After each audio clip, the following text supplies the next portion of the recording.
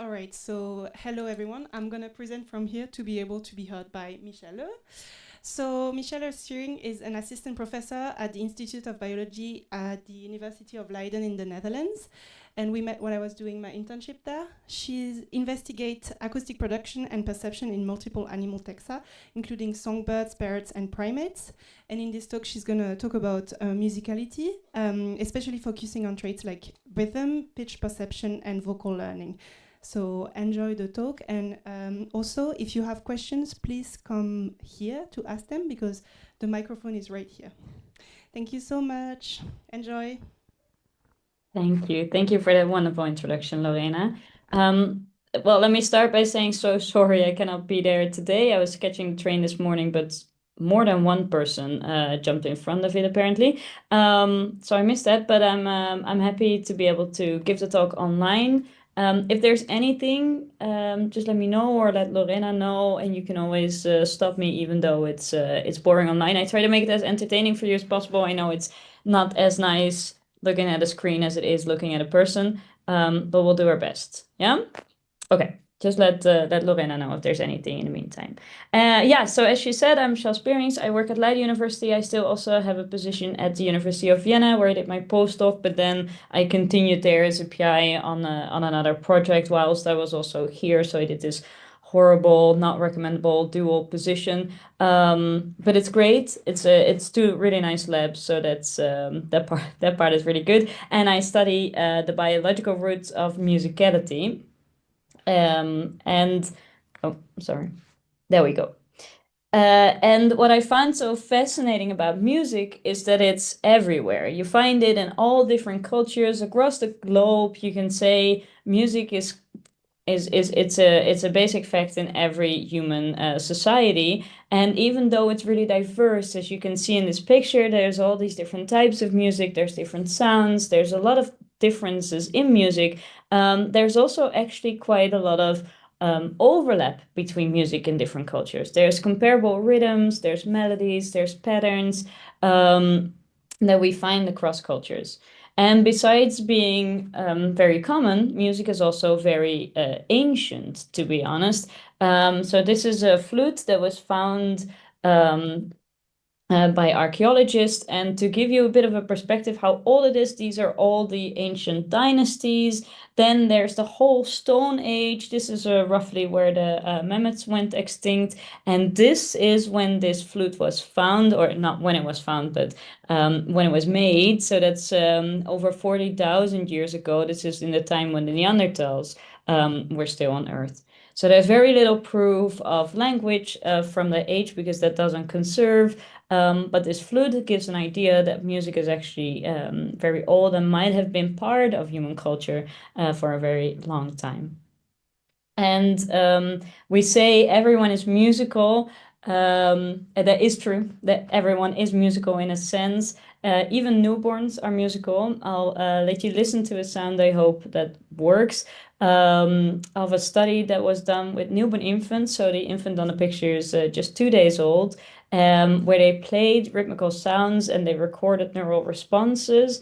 And what they found is that the neurons fire even more when a beat is omitted. So in a string where there's a beat that is omitted. And if we would have done this live, I always ask you to raise your hand when you hear the omitted beat. So I'll play the sound and you can still raise your hands. I might not really be able to see it, but well, we can try and you can correct each other. There we go. You ready? Let's see if this works.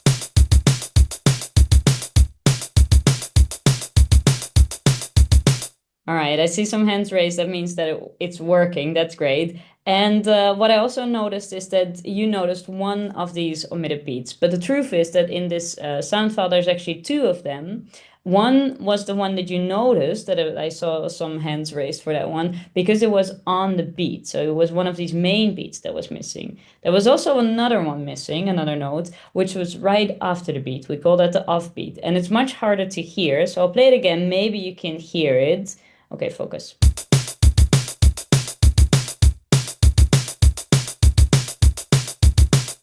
It's before that main beat that's missing, so it's really hard to hear. But the interesting thing is that this offbeat that you don't perceive sort of so actively is perceived on a neurological level. And we can find these in these newborns. They also show this peak in response for this omitted beat that we cannot even actively hear in such a task.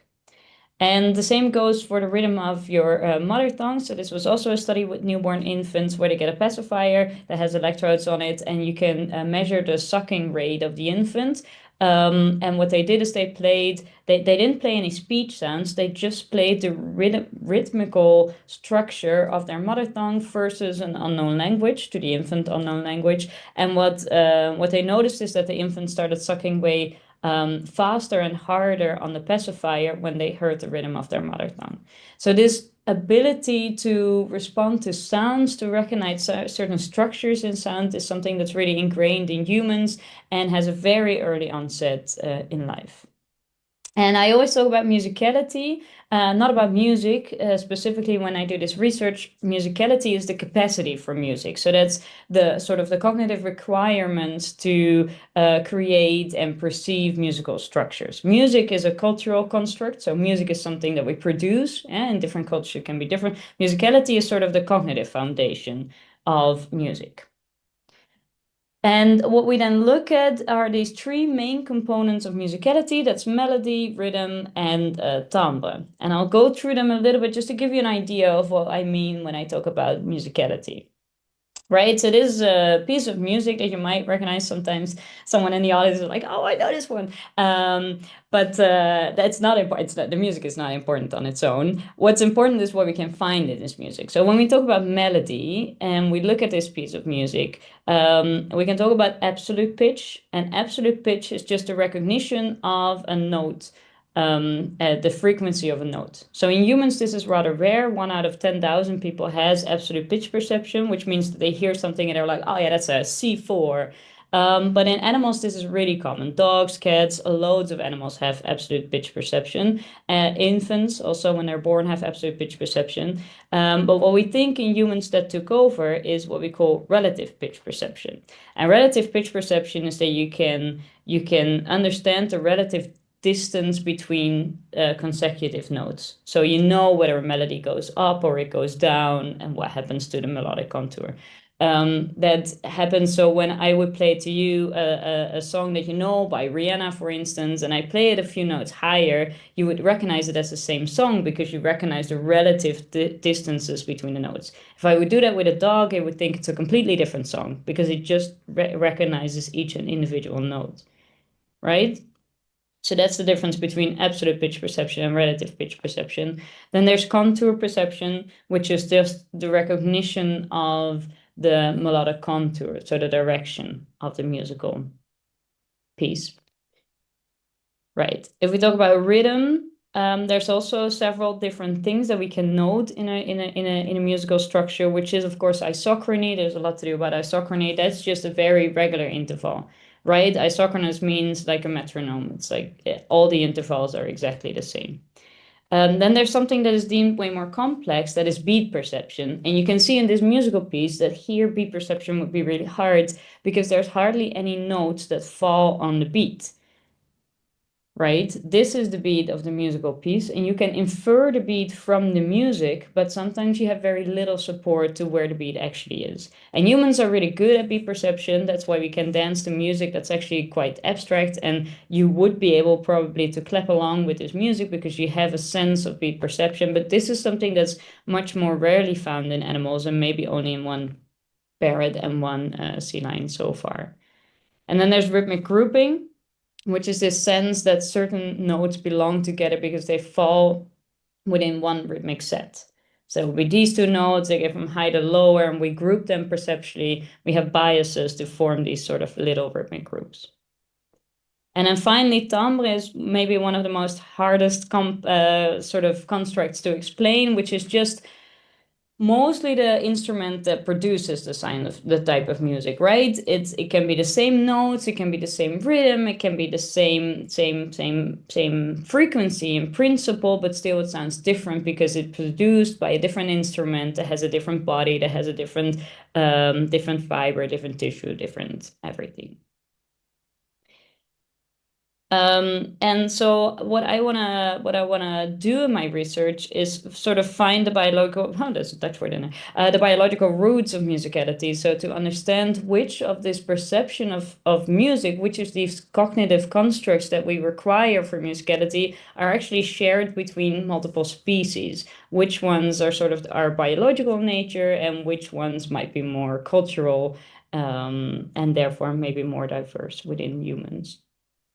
And to do this, it's hard to look at the evolution of musicality or language as well. I mean, these two are very closely intertwined. We don't find any fossils. We don't know exactly what happened. But what we can do is we can look at different species. And that's what I do. And I'll explain this a little bit with the phylogenetic tree. You might already all know this and it's boring, but I'll do it anyway. So the idea is the whole concept of this research is that if we find something in a human and a very closely related species, one of the great apes, for example, we can say, well, there's a very high chance that this ability, this cognitive perceptual ability, for example, was present in a common ancestor. Right? That's not such a strange thing to assume, especially if you find it in a couple of these species that are very close together in evolution. You can say, okay, that's a case of homology.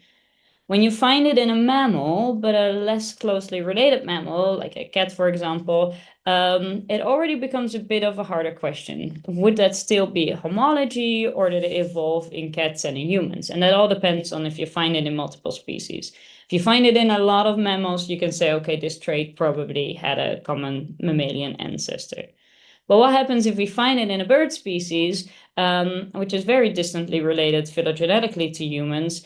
We say, okay, well, it's less likely homology, but this might be a case of convergent or parallel evolution, where the same cognitive ability evolved in multiple lineages, different evolutionary pressures, different environment, but something created this comparable cognitive trait. And so I try to look at these components of musicality. I mainly focus on melody and rhythm because number is just too hard. I don't know how to do it. And then I try to look at perception and production. And there will be a little bit of timbre in this talk today, but that's that's the furthest I can get. I have no knowledge. Anyway, we look at perception and production in these species to sort of see, okay, what can you hear, what can you do, and I'll walk you through a few of our studies in this sort of framework that is my research line. And these are the species we work with. So we do a bit on chimpanzees, we do a bit on zebra finches, and a bit on parrots, because I love birds and monkeys are cool too. And well, we also have monkey work, but that's not included in the stuff. This is just the ape part, the chimpanzee. All right, so we'll start with melody. And to perceive melody, we are looking a lot at parrots because they're amazing vocal learners. They're really great. And we have this whole citizen science project that we set up, which is called the Bird Sing-Along Project. And I do this together with Nick Dam, who's here in Leiden, and Henk-Jan Honing. He's a professor of musicology in Amsterdam University. And we thought, okay, it would be cool if we can work with parrots that are already in people's homes and that can already sing songs, because we cannot really keep these big parrots in the lab so easily, and training them to sing is quite an effort. And we have owners with parrots from all over the world that are joining our studies. And we have this Many Parrots international collaboration. So we have parrots from the States and Australia and loads of different places, also French parrots. And this is one of our participants.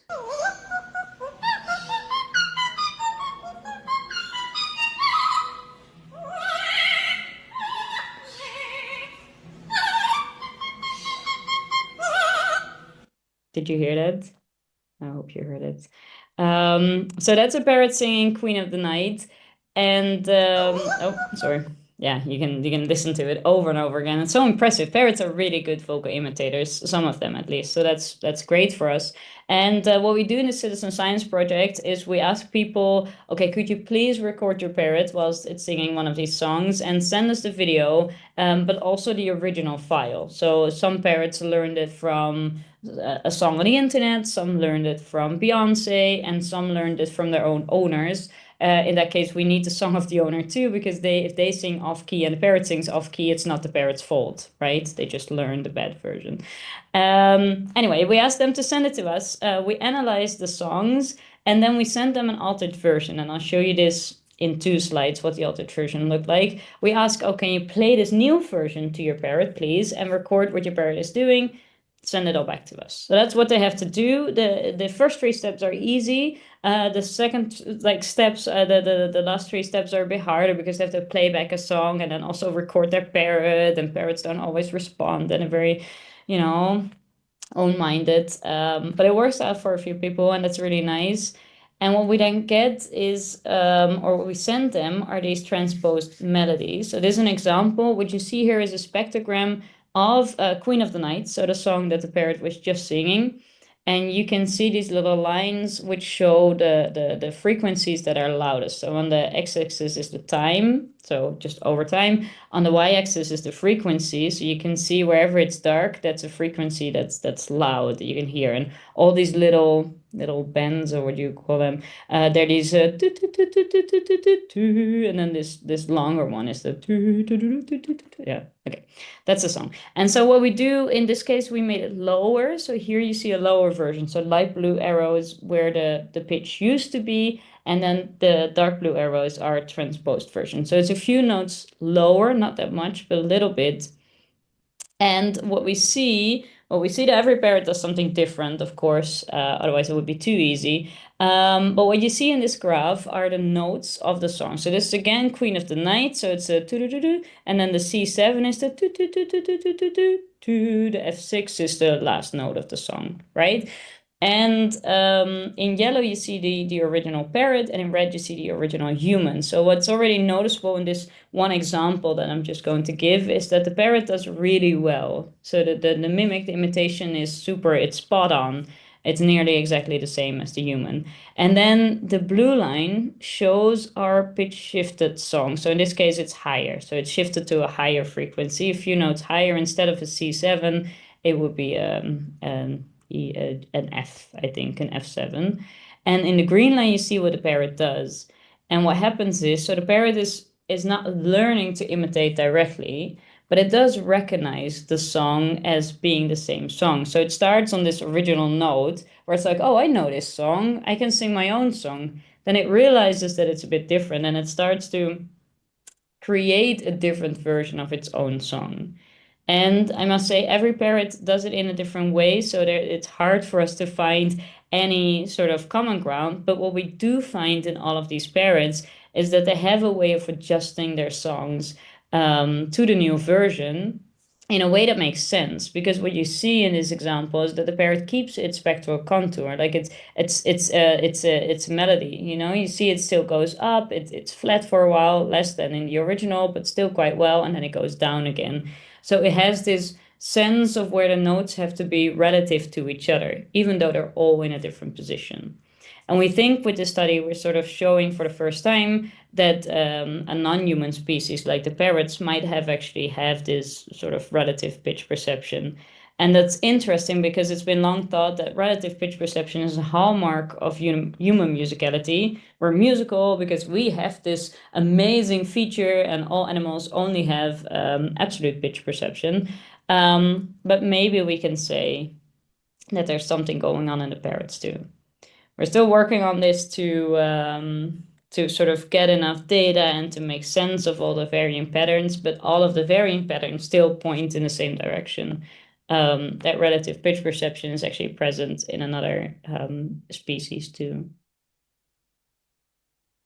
All right, and then I'll give one more parrot example, which is this study was also done by Nick Damp here in Leiden, where when we were working on this other project, he said like, oh, I found a lot of parrots that do something that's really incredible. And he let me listen to it, and they're actually doing these R2-D2 sounds. So this is R2-D2, the droid from Star Wars. And he said, it's amazing. And these sounds look so weird. And he said, look at this. And he was right. The sounds of R2-D2 are really weird. And he started finding more and more species that could imitate these sounds. And I'll give you a little example what that looks like and sounds like.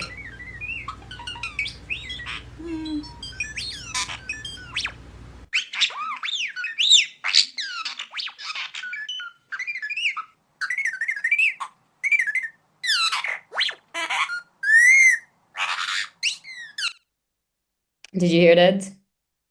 Yeah, cool, huh? Anyway, I thought it was really impressive. But the cool thing about these R2D2 sounds is not that it's R2D2, but it's that they are these ring modulated sounds that were made on a synthesizer, and they look really weird. So this is again a spectrogram with time on the x-axis and the frequency on the y-axis. And again, you see these dark lines that indicate where the frequency is the loudest. But what happens in a lot of these is that the formants, as we call them, these dark lines, are like mirror images of each other, which means that at the same time there's a sound that goes up and there's a sound that goes down, something that we humans could never create. This we can try to make R2D2 like sounds, but we will never be anything close to R2D2 because we just cannot. We're physically incapable. And so you have these sort of sounds, we call them multiphonic because they have these sort of mirrored formants, this ring modulation. And there's also sounds in the repertoire of R2D2 that are monophonic. So they have notes, but the notes are consecutively. So it's not like two sounds are happening at the same time, but the sounds are just one after the other. You can still see multiple lines, but they're just the overtones, like the overtones of the original note. And so with Nick, he started looking at so many videos that were able. He found 100 parrots of 9 different species, and he found a couple of starlings because starlings are songbirds and they have a different song system. So it makes for an interesting comparison.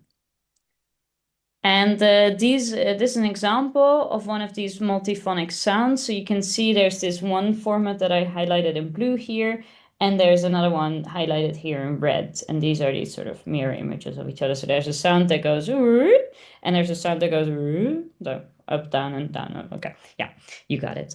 And then here's an example of what a budgie, so a budgerigar, would do when it would imitate this sound. And you can see there's a really nice imitation of this blue line, but there's no red line present. It can only do one of these two formants. And this is what a starling does. And a starling actually has this blue line, but also this red line. Starlings are able to imitate the R2D sounds very precisely and both of the sounds at the same time. And this is what these differences look like. So I don't hear anything. You probably don't hear anything either. No, if I don't hear it, you don't hear it. Well, it's pretty pictures anyway. I'll do it like this. Here you can see the graph, and you can see that, so here you see the multiphonic sounds, and you see the different species. So each color is a different species. You can see that here from African greys, Amazon parrots, all the species that we had, and in purple are the starlings. And this on the y-axis is the dissimilarity score. So the higher it is, the more dissimilar they are compared to R2D2. And what's noticeably here, most importantly, is the starlings that are really low. And we find this difference in all of the models that we run too, where we find that the starlings are doing way better than all of the other parrots on these multiphonic sounds.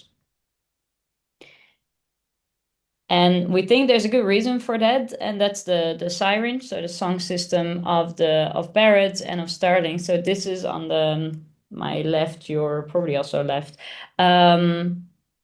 We see the parrots, and you can see that they have this one sort of opening. It's a bit more similar to how that would be in humans with the human larynx. But this is what it looks like in starlings. And in starlings, the syringe is a bit lower, so it's on top of the bronchi, and that's why they can have two. You can see like they can coordinate them separately. So that's why they can create two sounds that are actually produced at the same time. And this is the reason why these starlings could imitate these multiphonic sounds, and budgerigars and humans cannot. So that was a very cool finding to finally, we know they have these different song systems, but we never sort of found a sound that both species were producing, right? They always sing their own songs and they do their own things. And this was finally a sound where we can say, hey, they're both doing exactly the same thing. So now we can compare them in a proper way. And then we also compared all of the parrots. So this is the other side of the graph I just showed you, the same with the dissimilarity scores on the y-axis and the species on the x-axis. And what we found here is that there were quite some differences between the big brain parrots and the smaller brain parrots. and the smaller brain parrots were actually more accurate. So they were lower in the graph. So it seemed like the smaller their brain to body ratio, the more accurate they were in copying these R2D2 sounds. And there we thought, okay, that's interesting because what we usually find is that big brain parrots are better imitators. Maybe you might know, if you know a bit about parrots, is that African greys are very good imitators. They can do a lot of speech and they can do a lot of song. So we actually expected them to be much better. But it seems like they might learn more sounds, but they're less accurate in the way they're doing it. Whilst the budgies and the cockatiels, so smaller brain parrots, they learn way less sounds. Budgerigars hardly ever copy human speech, for example, but they're in this case way more accurate. Way more accurate in the way they produce these sounds. So there might be a bit of a trade-off between how much you can learn and how well you can learn it. All right. So that's sort of where we stand currently. The idea about melody, we know sort of in this case it's perception about it's production about perception, because they imitate, so they have to hear it in a certain way to produce it in a certain way. We know there's absolute pitch in quite a lot of species. We now think there's relative pitch in one non-human species too, and we get some ideas on how they perceive sort of these contours in musicality. Then I'll say something about rhythm. Yeah, it's 2 now. Yeah. Okay, I'll say something about rhythm in perception and production as well. And this is something we do mostly with the chimpanzees. And these are zoo house chimpanzees that we work with in several zoos in the Netherlands. And we just published one of the papers about it, where we looked at display behavior in chimpanzees. And we wanted to see if this behavior was isochronous, and if the vocalizations that they produce also have this sort of sense of rhythmicity. Here you can see one of the chimpanzees doing a display against the door. This display behavior is a way of sort of keeping the calm in a group. It's mostly the males that perform it, and often an alpha male would do a display when there's some tenseness in the group, and they can do it towards each other, which we call directed displays, or they can do it in the direction of a door or wall or nothing at all, which we call undirected displays. And so we've been looking at this display behavior, but we've also more recently started looking at drumming behavior. And for this, we built several drums in the zoo that are supposed to be a bit of a mimic of the buttress roots that they use in the wild. So in the wild, chimpanzees are known to drum against the buttress roots of certain trees, and they want to find these hollow ones so they resonate quite well. And they do it during travel events. They do it during displays as well. And we thought, well, at least we should give these chimpanzees the opportunity to display, to do that behavior, right? That's something that they do in the wild. But also it would be interesting for us, and we placed some recorders on the inside of these drums, so we could record the rhythms of their drumming, and we can see individual patterns, etc. And this is an example of one of our males doing one of these drums. It's a younger male.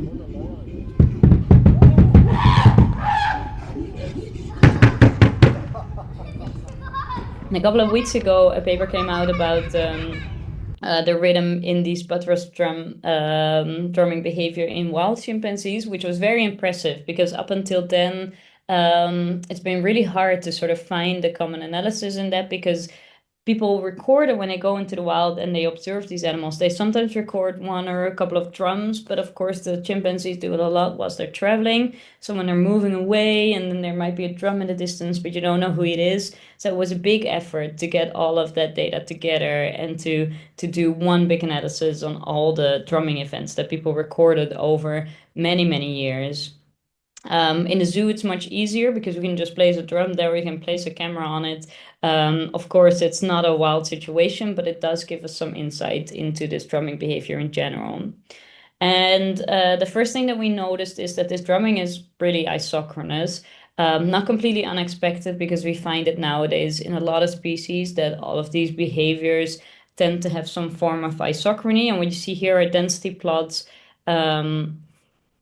where everything that's sort of around as a ratio of 0.5 we would call isochronous, and all the intervals that have different ratios or in the light blue are not isochronous. And you can see that the peaks are higher than what's expected from chance.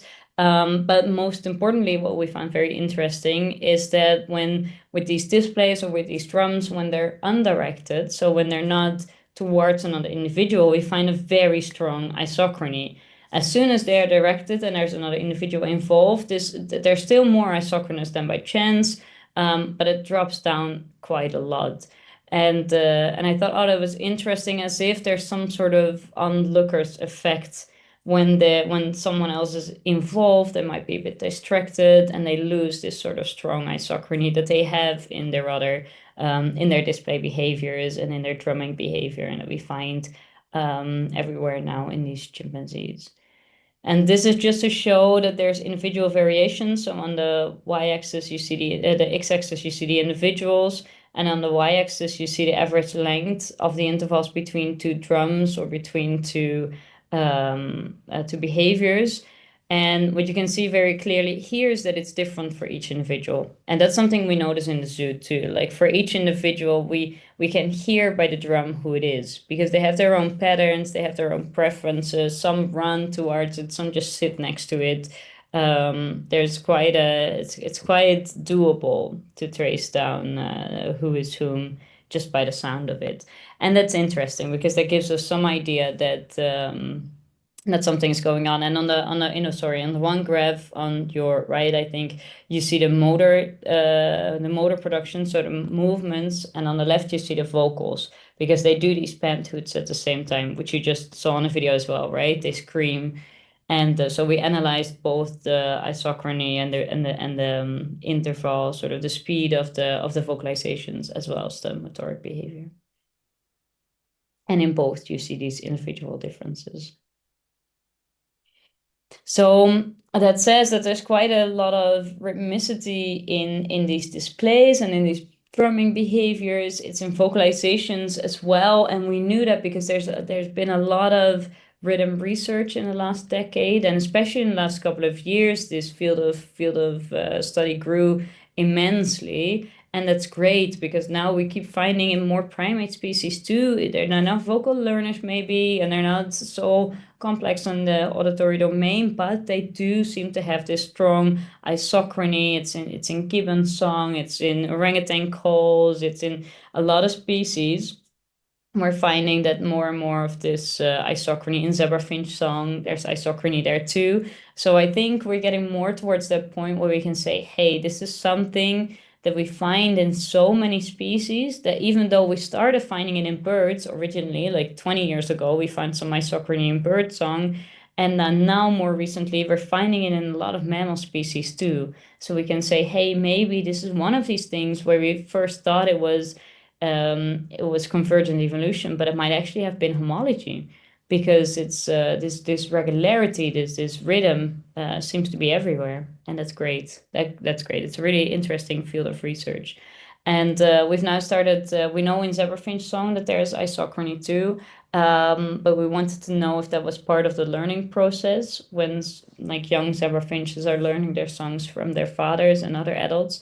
So I cannot say much about this, unfortunately, yet, but I thought it would be cool to say, like, oh yeah, we're starting to do this analysis on rhythm in learning too, because there's a lot of analysis and a lot of studies on rhythmic production, sort of in how animals produce it. But I'm always interested in the perception side too, like how do they perceive it? And sort of initial song learning says something about how, like, what do you take from your tutor and what do you use for your own production? So we're looking a lot at the zebrafinch song learning and rhythmicity in that sense too. All right. So in rhythms, we start to know more and more about production and learning, less so about perception. That's still quite vague and hard to disentangle. In perception, we haven't found anything in primates yet, but we find it in production so much that there must be something going on. I'm convinced if we do sort of more different studies or more sort of precisely made for primate interactions and things that I find interesting and would respond to, we would find some form of rhythmic perception in primates too. All right, and the last point is timbre. I said in the beginning, I want to say one thing about timbre, and I have a few minutes to spare, so we'll say something about it. But bear with me; it's the bare minimum. I'll say I don't know anything. But what we did is we thought if we should do something because it's such an interesting point. It's so relevant to our perception, right? We can hear immediately what it is or that it's different. If it's a bigger piano or a smaller piano, we hear the difference. So timbre for us is super important. And one of these things in timbre is harmonicity. So how nicely two sounds go together. You know, if somebody plays a chord on a piano, it can sound very pleasant or it can sound very unpleasant, like in Jaws when it's like doo doo doo doo. Well, that's but it's like two notes that don't really fit together. So we call that harmonious or non-harmonious sounds. And we thought, okay, we'll do a zebrafinch song version of Jaws. Basically, this is a zebrafinch song. Okay, so this is what a zebrafinch song sounds like. It's very soft. I switched you off, so I don't know. Could you hear it? Are you trying to put it louder? I'll do it again.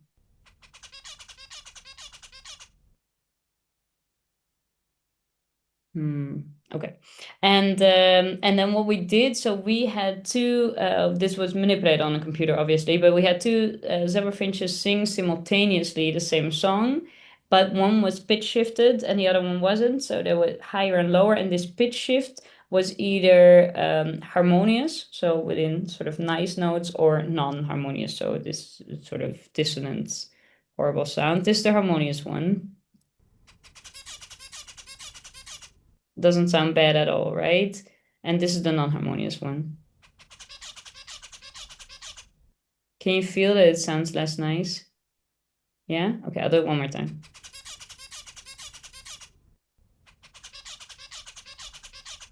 Right? You get a bit of sense for it. Well, I personally have a preference for the harmonious ones, and I find the non-harmonious ones sound really badly. So we asked the zebra finches in by now 2 different tests. Oh, I'm so sorry. And we did a place preference test where the zebra finches were free to move back and forth between different compartments, and we had jittered playbacks of these harmonious and non-harmonious sounds, and we recorded how long they spent in each area. And then now, very recently, we're in the middle of it. We're also doing the same experiment in a carousel setting where they have operant perches. So if they sit on a perch, they elicit a playback. So they can do either harmonious or non-harmonious sounds by perching on the different places. But what we see is that they seem to have a bit of a preference for this harmonic overlap. So if there's if the two songs are actually in a harmonious distance from each other, as we saw that they spend more time in that section, and they also have more they go to that section more often. So here on the x-axis it says consonant and dissonant, which is sort of the perceptual side of harmonious and non-harmonious. Harmonious and non-harmonious is technical, like are the notes sort of harmonious distance from each other, and consonance and dissonance is how humans perceive it. But it's quite close to each other. And so we do see this preference in zebra finches, and we have an idea that there might be some sort of harmonicity preference going on there. We don't know it about other species. It hasn't been tested in non-human animals much at all yet. But this might be a first indication that it's not just cultural in humans, which it sort of seems to be partially, but there might also be sort of this biological foundation to it. And things we do know about timbre is that animals can recognize it, so they can learn to recognize different instruments and such. But we don't know how they do this, sort of what dimensions of the sound they use, or if they listen to roughness or not. So that's still to be explored. All right, so the idea here was to give you a bit of an overview of the type of work we do. We look at comparative music cognition, and we want to know sort of what cognitive requirements for musicality do we find in different species. We looked at perception, So rhythm perception and what animals can entrain to sounds, which are two very separate things. It seems like a lot of animals can perceive some form of rhythm but cannot naturally entrain to it. But we do know that in this perception that it's not just the vocal learning bird species that can do it. And in production, we find a lot more, right? We find variation between individuals. There might be some intention to the rhythms that they produce. We find it in many more species. But that doesn't mean it's related to perception. It's an indication. That's why I said, like, oh, I think in primates we'll be able to find some rhythm perception at some point.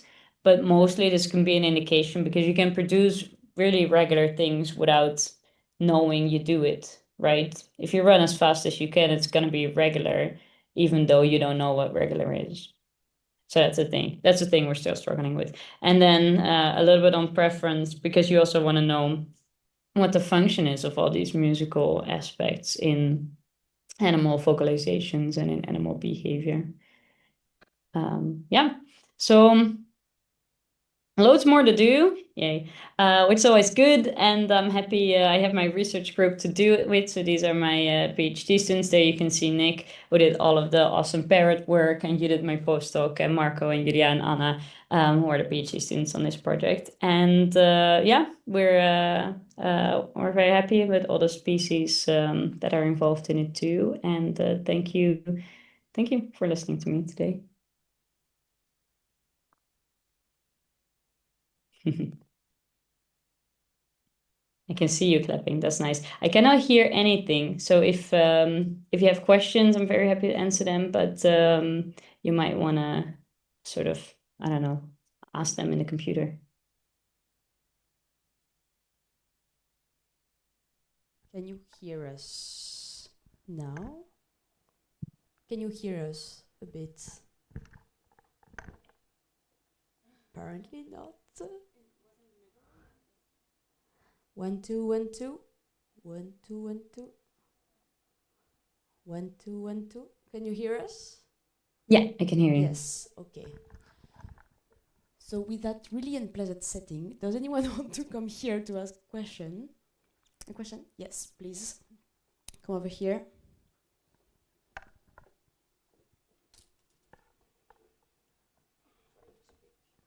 Yeah, I'll try to speak like this. Do you hear me well? Yeah. Do you hear me now? or at least I try.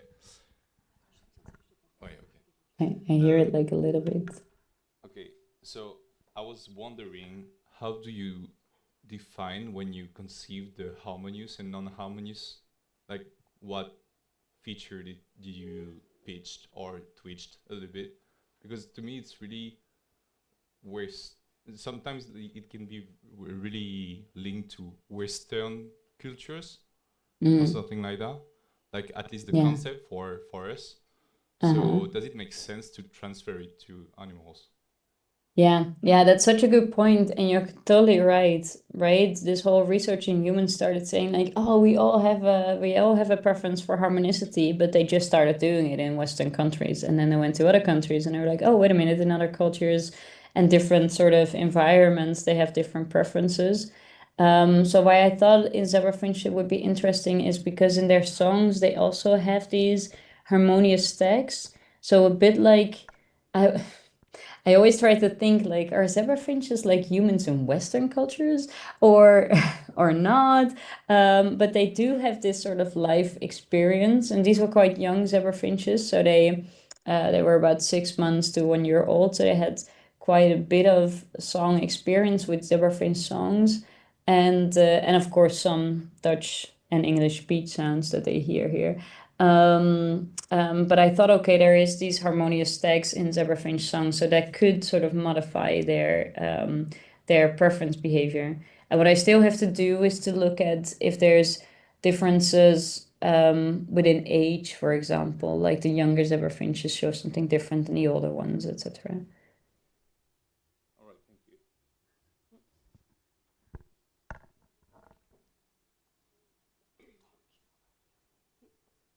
Oh, here. Okay. Hi, I'm Sarah. I wanted to ask, it's kind of like a physiological question.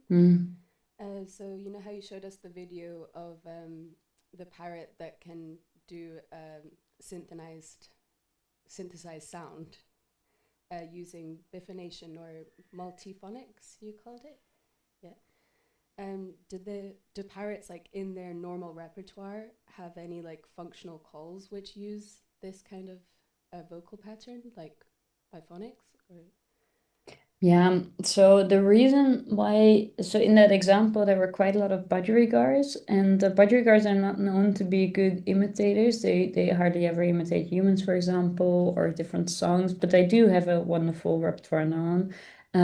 But these R2D2 sounds are quite close to the budgerigar's natural repertoire.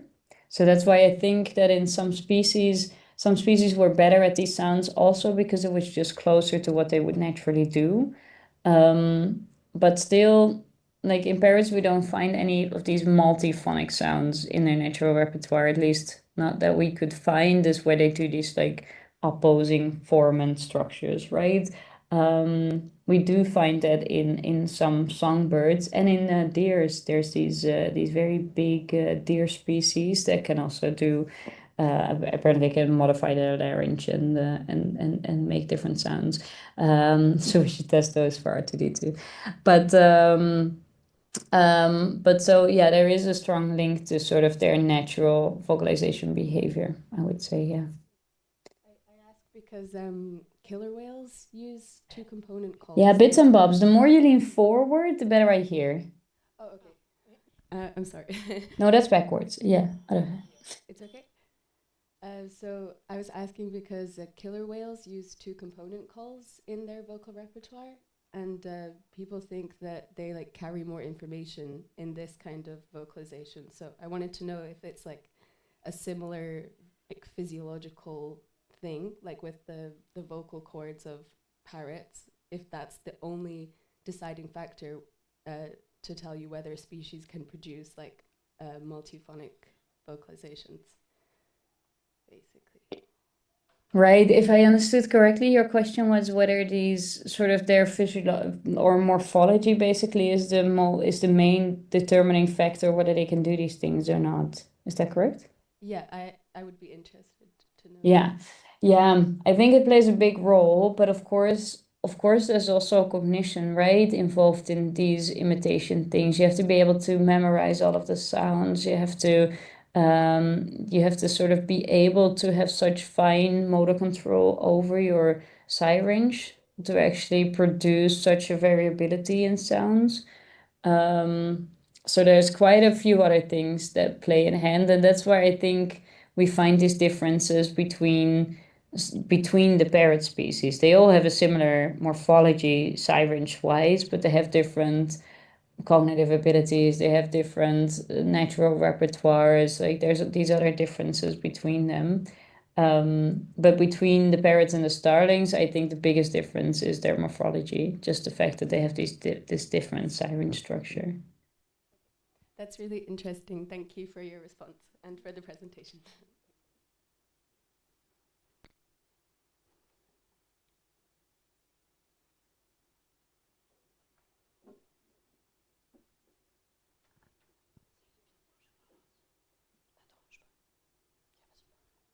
Hello, Hello. thank you for your presentation. I had a question about the harmonious part still. May there be a cultural component to the finch preferences, to the birds you used to check their preferences between harmonious and non-harmonious dissonances? Like, could the same species of birds, but from another region, have different preferences? Ooh, yeah, that's a very good question, and actually something we want to look into by exposing the zebra finches to different sounds early age. Right, so we're gonna see if we can modify maybe these preferences, but also some of the other things that we find naturally, sort of naturally, or in our zebra finches. We're going to see if we can modify them by giving them some sort of specific auditory upbringing and seeing like, oh, if we would play them certain note combinations, would that sort of influence their preferences, maybe also their perceptual biases later in life? So yeah, your question is spot on. That's definitely something that I think matters. It does matter. I think your auditory experiences influence your perception and your preferences so much.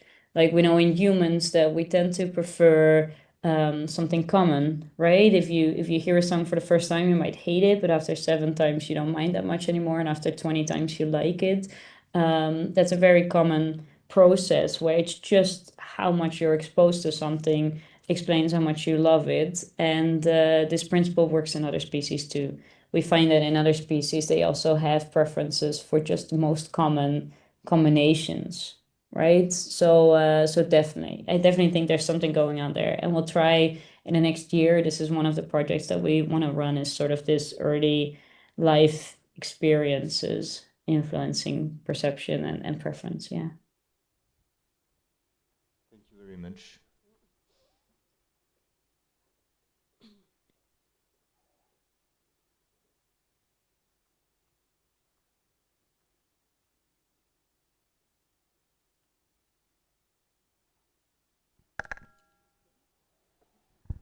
Hi, Michelle. Thank you so much. I think we were done with questions, but we all really enjoyed the talk. So, and let's chat soon. And if you want to follow the next session, we will be online, so you can come and just watch online. I didn't hear any of that. Okay, I will repeat. I was saying thank you so much for coming, and if you want to join online, we're happy to have you, and for the next session that's about perception and production. Yeah, awesome. Well, thank you all very much. I was very happy to be there, sort of, but would have been even happier to be there live, but we'll do that next time. All right. Okay. Bye.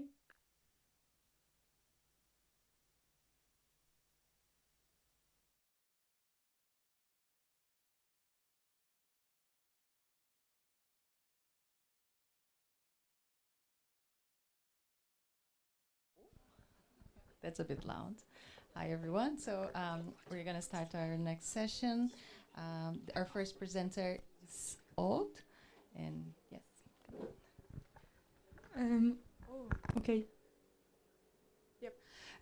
Hi, everyone. I'm super excited to present what I did during 2 internships in UC Berkeley in California, trying to understand how bird perceives their own call types. So zebra finches are super chatty little buddies, are super social. They love each other. They're very easy to maintain in a lab, and they have a very well-described auditory and song system, which is why we use them a lot in neuroscience especially. And the thing is, as Peter Malin, who is quite famous ethologist, was saying, is that it's of course impossible to know what the bird is thinking, and the only evidence to work from is accompanying behavior. So as for many species you probably study the repertoire of the zebra finch has been described from their behavior. So basically, if they were producing an aggressive call, a call in an aggressive situation, a little observer in Australia would say, oh, okay, so this is an aggressive call. And with this, we described all a repertoire in the field, which is about 10 calls and the songs that's a bit different, with kind of different meanings as alarms, contact, etc. But our question in the lab is, do birds agree with that classification? Because it's been made by humans based on observation, and perhaps the birds, they don't really communicate like that. So we can't know what the bird is thinking, but we can try to ask them. And in the lab, we have a great behavioral auditory discrimination task. So I had a video, but it's not working, but I can do the bird for you. So basically, they would take a port, and it's producing a sound. If the sound is rewarded and they wait 6 seconds, at the end they have some seeds. So they're happy and they eat the seeds. But sometimes the sound is not rewarded. In this case, they have no seeds, so they are not happy. And so what they learn to do is they peck, they hear, oh, not rewarded, they peck again, they hear, not rewarded, they peck again. And at some point, there's a rewarded soon, so they run to the other side and they wait for their seed, and they look very happy. So they learn this task very easily. They're really good at it. In less than a week, they're trained. And what great people in the lab have been doing is they put all the calls from the repertoire and say, okay, this is a begging call, this is a rewarded call today, and the bird is waiting, learning to wait during this call and to interrupt the other calls. And they can discriminate like that all the calls from the repertoire. And actually, like, every bird is able to do it for like every call type of the repertoire. So this means they basically wait 16 times more during calls that's rewarding than the others. So they learn it very well. So this is great. At least they can discriminate this call type we described. So that's a good news. But the thing I was wondering was if these call types are like true internal categories that the bird have like kind of in themselves, and they don't just learn it from the task. So this is in the goes in the framework of the idea of categorical perception. So the idea for you English speaker would be that if you hear L and here it's a R and like there's a linear acoustic dimension in between, you would hear L, L, L, L, L, and suddenly like a big gap, even if it's not a big gap in the acoustic, and R, R, R, R, R, because your perception is influenced by this internal category of L and R. So I tried to see if the bird had kind of the same with their natural stimuli, natural call types, here distance calls and TED calls. So I did the same. I projected this call type we recorded on a linear axis, and I tried to see if the performance of the bird during the classification task was depended on the acoustics. So here is the performance of the bird. He's doing quite good, which is great. He doesn't know yet he didn't know before this day the task was about categories. He knew there was a button, there was a feeder, but not the rule really to classify. And here is the real performance of the bird. So as you can see, it's not it doesn't depend on the acoustic, it just depends on the call type. We can model the performance of the bird with just the call types. It's doing quite good. And if we add to the model the acoustic parameter, it's actually not explaining better the performance of the bird. You have the AIC from the models here. So they're really using this internal category to solve the task. And you could say, oh, okay, that's great, but actually these two calls are quite far, so perhaps there's just a bias here. But we also tried with other categories that are much closer. For example, TET and SUC calls, they even overlap in the acoustic space. So I did the same thing, the birds, they discriminate them. And here it's even more striking, the way they classify them really well, and it doesn't depend at all on their acoustics. So from this we can conclude that basically first the birds are able to discriminate all the call types from their repertoire, which is good news, and this classification seems to rely on internal categories. So this seems to be true categories.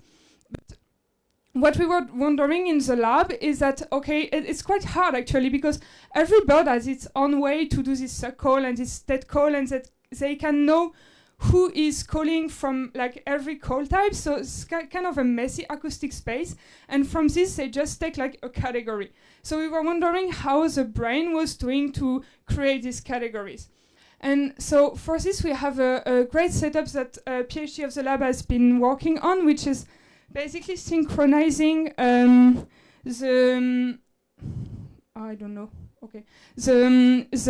neural activity we can have through electrophysiology with the bird doing the task at the same time.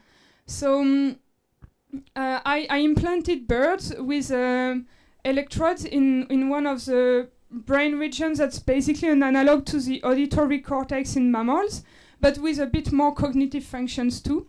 And here you can see my little bird, she's doing the task, hearing and going around, and here's a neural signal in live at the same time. So with this we can try to see what they think a bit more precisely.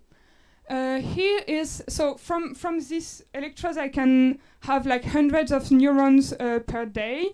I will pass through the complicated cleaning process because I don't think anyone is interested here, but at the end you have a signal from neurons, so nice action potential, and here is the firing rate of 1 neuron through the day. So in gray it's during silence, in blue it's during playback from the task, and in green, so when the bird was kind of sleepy and they didn't want to do the task, we just put some passive playbacks as a control. And so in both during sounds, it's a lot higher firing rate than during the silence, so this is definitely an auditory neuron. We can look a bit more precisely, and here you have the spectrogram of one of the stimuli I used.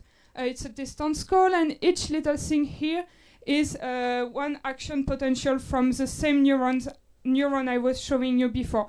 And what you can see is that there's a lot more action potential during the sound, so this neuron is definitely tuned to sound. And what I tried to do is look at the temporal pattern of spikes during the very beginning of the call, so basically when they make the decision of interrupting or not. And I tried to see if just from this temporal pattern we could predict which call type was played with one neuron, still the same neuron. And actually it works quite well. So this is just a naive-based decoder, and you can predict better than chance which call type it was just from the temporal pattern of spike. And so actually the percentage of correct classification is better than random for every unit, every neuron I recorded for that day.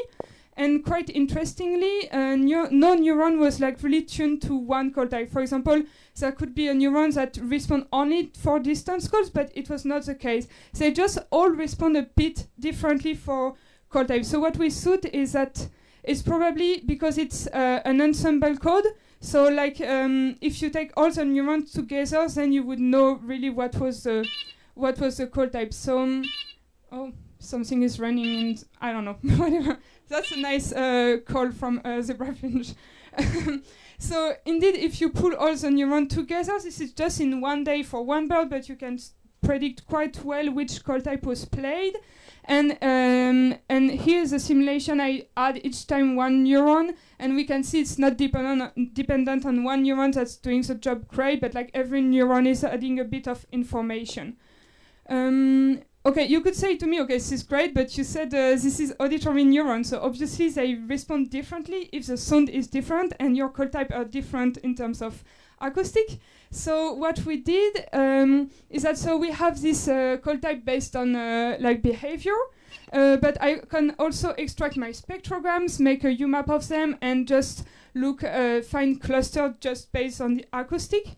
And I tried to see if the cluster we could have from the neural response were matching better the cluster based on behavior or the clusters based on acoustic. So what we can see is that it's actually matching better the neural clusters are matching better the cluster from behavior than the cluster from acoustic. So we can deduce that neural activity correlates SO-based call types more than just acoustic. So there's really some sort of like categorical perception of the calls in this region of the brain.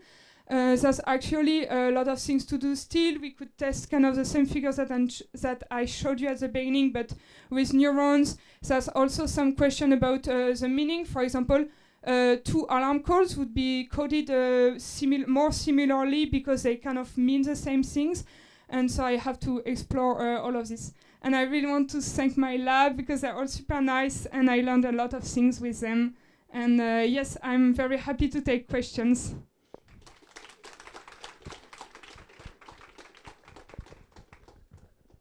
Thank you. Hi, yeah, I am a big fan of the work of Judy Ellis, so I'm really happy you talked about it.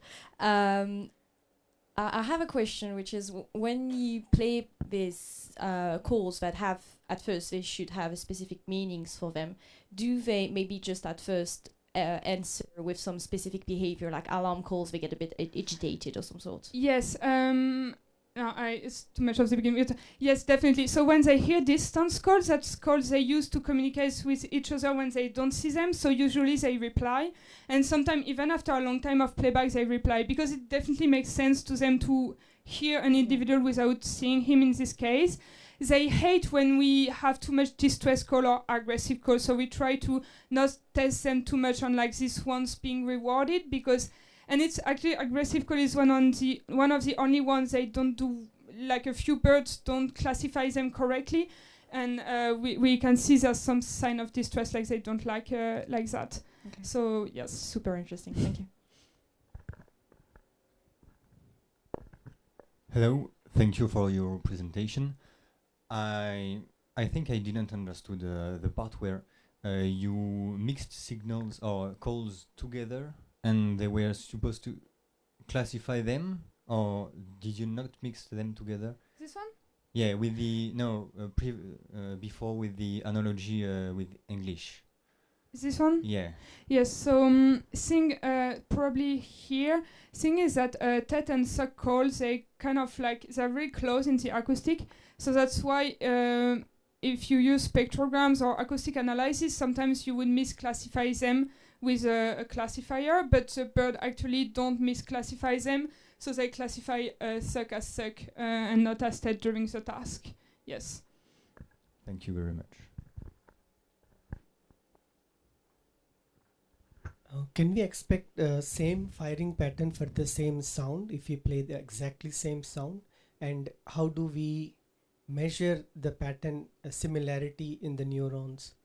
They played exactly the same song. Yes, neurons are really how to say that? Like they're really conservative. If you play the exact same song, it's actually surprising at which point they really have the action potential is really at the same place.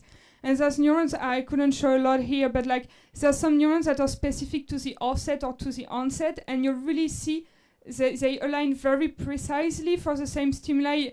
But like it's less than the millisecond. It's extremely conservative. Is there a method to measure that similarities? Yes, there is. You can. You can. Yes, there's various way to compare, like just the temporal patterns of it. Most of it is a bit similar, like you would do dimension reduction and see the distances, or you can just, yes. Any more questions? No? Thank you.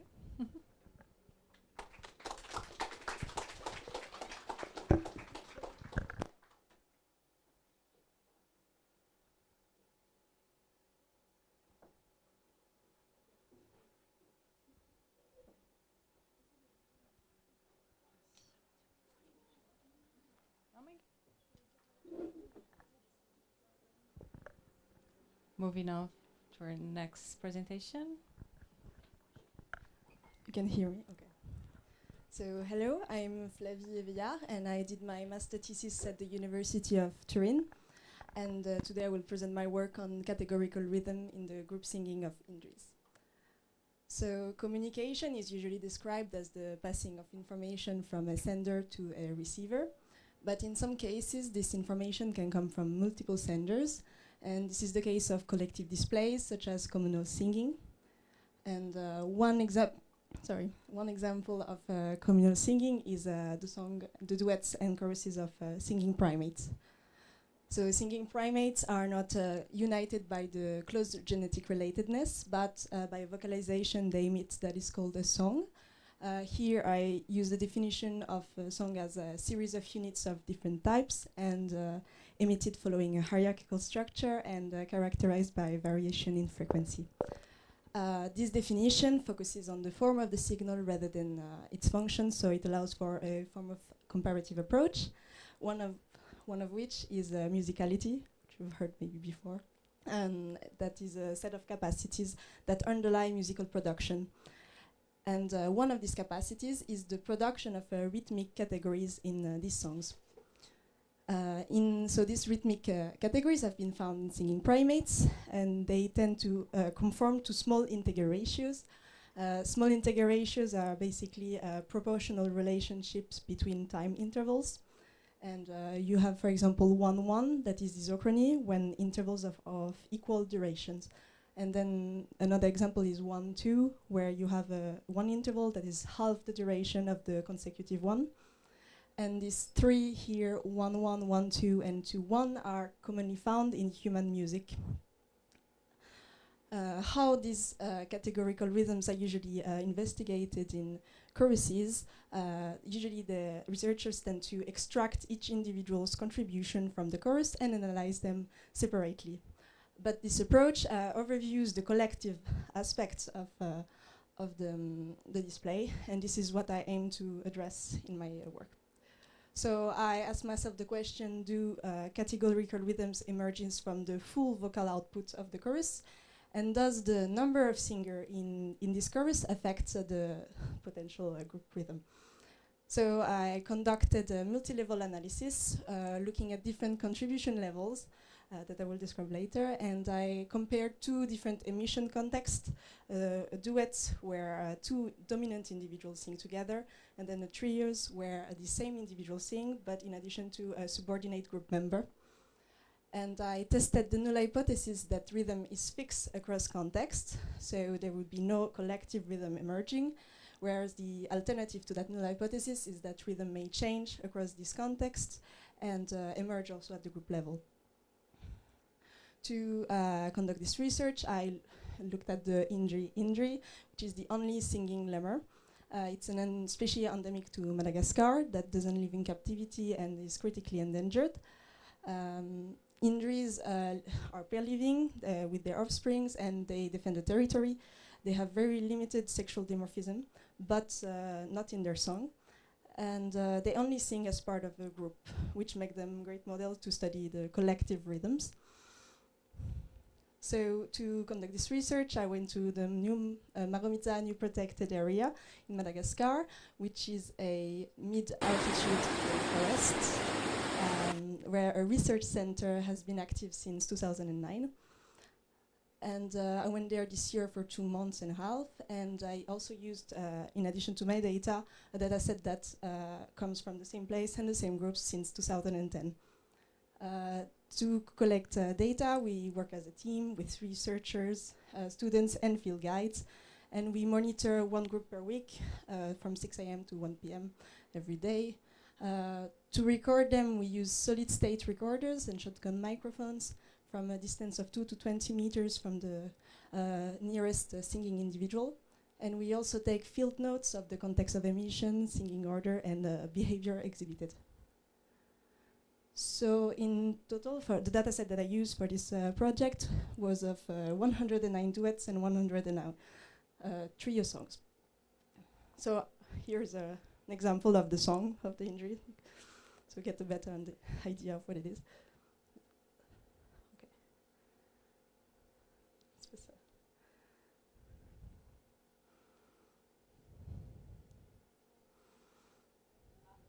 No. Okay.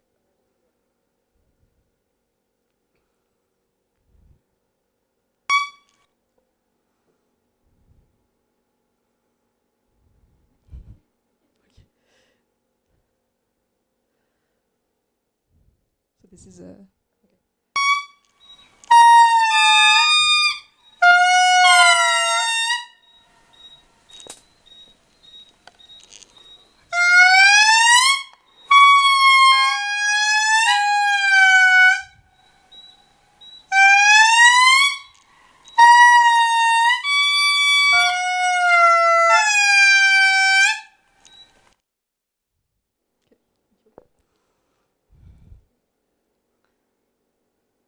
So this was an extract of the song, and here you have a spectrogram of the trio.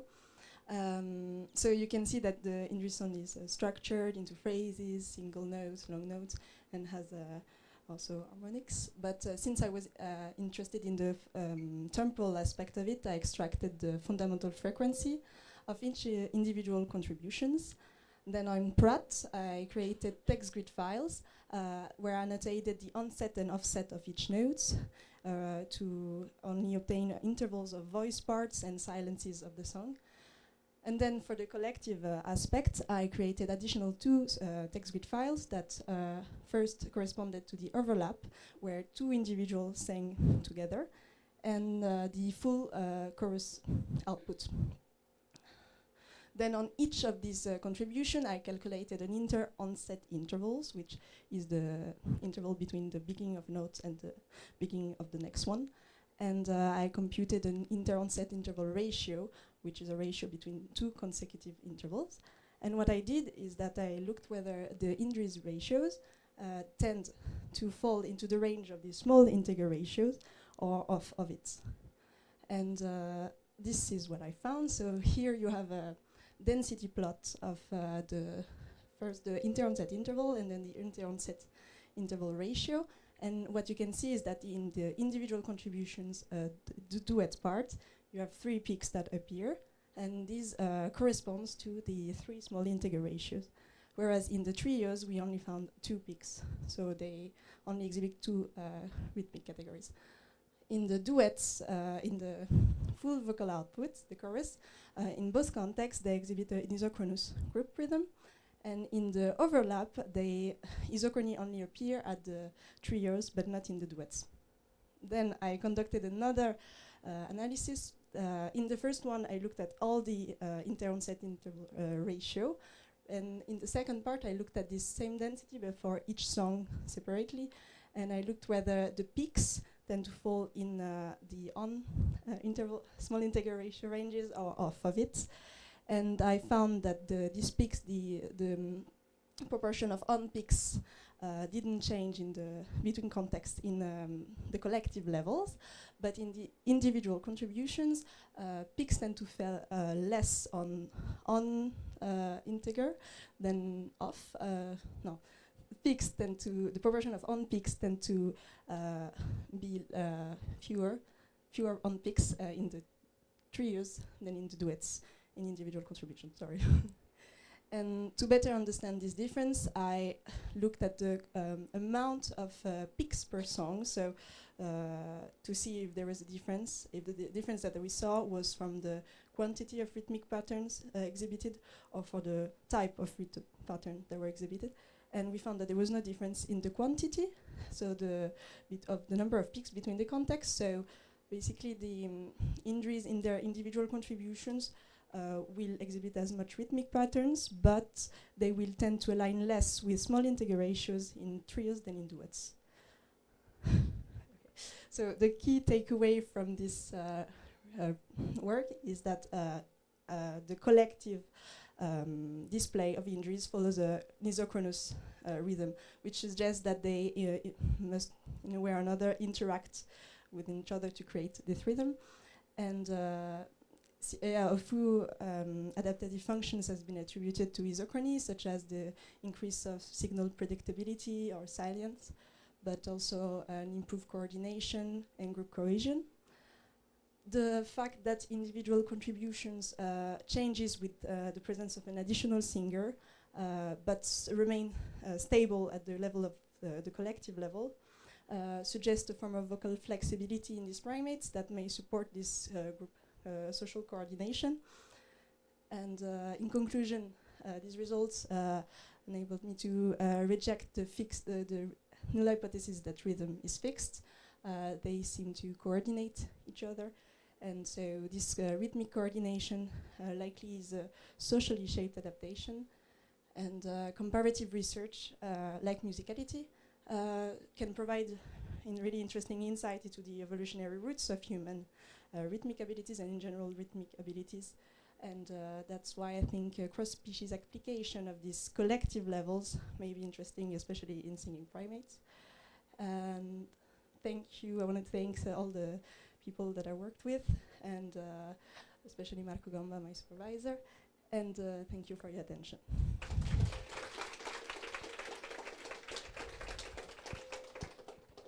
Thank you. Do we have any questions? Yeah.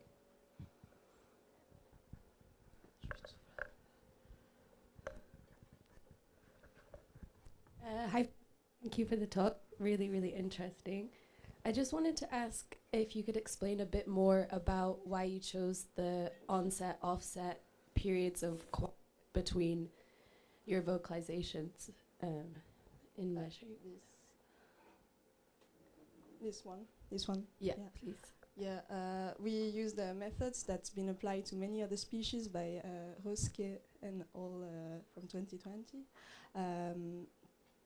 So this methods, as it just consists of taking the voice part, and the silence allows for application of many displays, and so yeah, we basically follow the same approach that's been applied to birds, to the chimpanzees. Rhythmic abilities they showed before in the previous conference. I think they use also this methods, and then the ranges here of the different boundaries that we use to compare them also has been calculated by other people. So we use this method as it really well to apply for many in a context of a comparative approach. Okay, cool. Thank you. Yeah.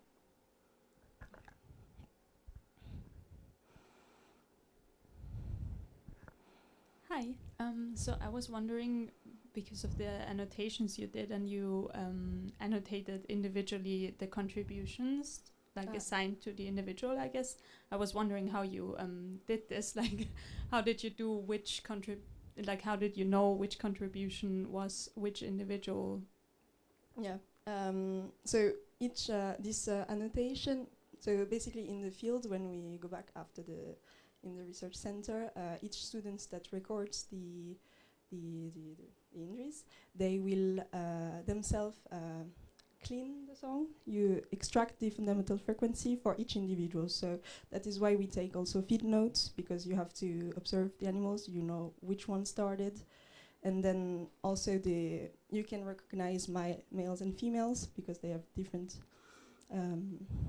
notes. Yeah. And different note types. The males tend to have more modulated notes. Here you can see that orange and in yellow these are both males, and so yeah, you can see that like that. But mainly it's from the observation of the students directly in the field. Okay, so they kind of just write down which individual started, and then they can tell by the pattern of. Okay, I see. Thank you. Anyone else? No? Well, thank you.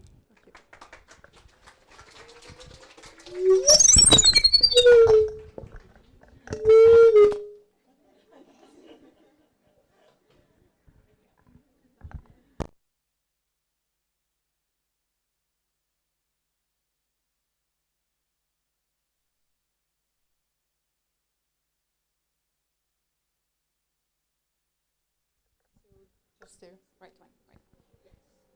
Okay. Hi. Sorry, it's the first time that I use a microphone, so I would try not to speak too much. Yeah. Okay. Hi, I'm Ilaria, and I'm going to present today my first chapter of my PhD at the University of South Bohemia, and it's about the limits of individual Yellowhammer song recognition. So probably most of you know what is individual identification, but just like briefly. So acoustic individual identification is the ability to recognize individuals in the same species based on some characteristic of the vocalization, some cues in the vocalization.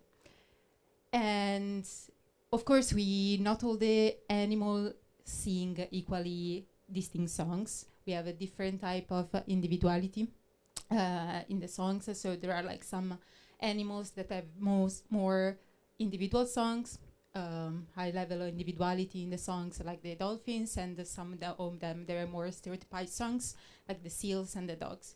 But in general, acoustic individual identification, we can say that is a really powerful tool that we can use for density estimation, sensoring, movement patterns, and a lot of things, especially when combined with passive acoustic monitoring. So yesterday, my colleague Min already presented our species, Yellowhammers, but just like briefly again, is a really common European bird. Is socially monogamous, territorial, and has this typical distinct sound that is also famous for a little bit of bread, no cheese, please. And probably you will hear later. And yeah, and of course they recognize each other by the songs. So let's see where is the individuality in Yellowhammer. So the individuality is encoded in the repertoire. So we say yesterday there are like first phrases and dilate phrases, that is part.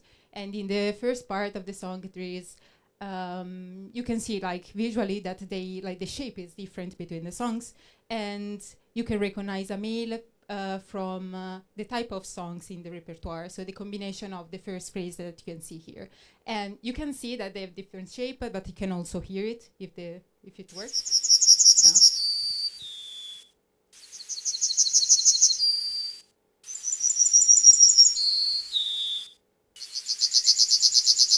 So you probably can hear that they sound differently. So my question was, how far can we identify individual Yellowhammers by songs? And to answer this question, we did a transmission test. So we play back 209 songs from 10 males. So around 20 songs per male, try to cover all the repertoire of each males. And at different distances. So we put the audio mode set from 6.5 meters to 200 meters, so just like following transit. We performed the test in 2 different environments. The one that I preferred the most preferred by Yellowhammers, and like the forest and the grassland in Czech Republic. And for the ID assignment, so starting from the spectrogram, I ask gently to observer to from the spectrum.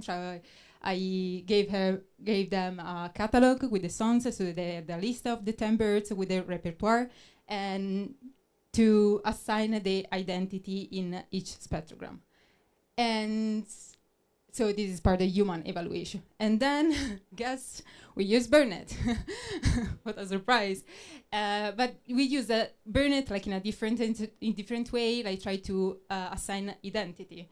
So I provide like a training data set, around 40 extra songs per male, 420 songs that we didn't use in the playbacks. So we didn't use in the experiment, were like extra songs. And so here they want to show you first how the songs look like at different distances and how they sound.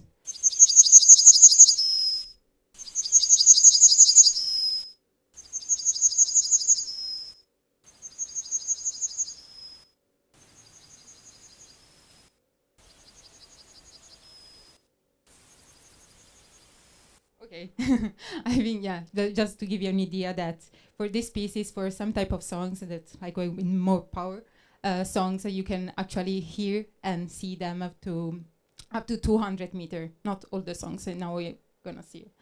So about the detection of the songs, as I said, like there are like some differences in the habitats, and some songs you can hear, like see in the spectrogram and hear them up to 200 meters. But yeah, there are some differences. This detection, of course, depends on the signal-to-noise ratio. So, like, an increase in the signal-to-noise ratio decrease also the quality of the songs, and then is it more difficult to see in the spectrogram, of course. But let's stay focused on the grassland, because it's the one that actually the Yellowhammer uses most. And here, the result that we got from our observers. So, if you can see, the humans observer, they were like a really good performance, I would say, until 200 meters. And Burnett was really good. I mean, we use like just default setting. We say, okay, let's try to see what Burnett can do with no special things, just like a Burnett, like with a bit of training. And this is what we got. So up to 50 meters, like a really good performance. And then, of course, it crashed after the 100 meter. And this is like, if you see the shape of the curves, it just follow the curve of the signal-to-noise ratio. So it really depends on the quality of the songs. So here, just to show once again the agreement between the 3 observers, and here again at 100 meters we see that the 2 humans, they agree on the answer, like the individual identification, ID assignment, and yeah, and they don't agree, of course, with the Burnett. So, in conclusion, like human annotator consistently outperform the automated system, especially at longer distances, Burnett performed very well within a 50 meters range and is really sensitive to recording quality. And considering like the human annotator and the potential of Burnett, because as I say, we use just like the default setting, but we can do a lot of much more things, like a better training and I don't know, probably adjust the settings. We can define the fitting range for individual identity as up to 1 meter. And why this 100 meters is really important? Because we use to prepare like the PAM protocol, passive acoustic monitoring protocol, for the acoustic individual identification. This is like my colleague showed yesterday, this is our field. And based on this 100 meter, I decide how far put my audio modes in our territory. So it's like one every 150 meter to cover all the territory that we have. So big thank you for like thanks to the acoustic AI team, my supervisor, a lot of people there, and thank you for your attention. Yeah.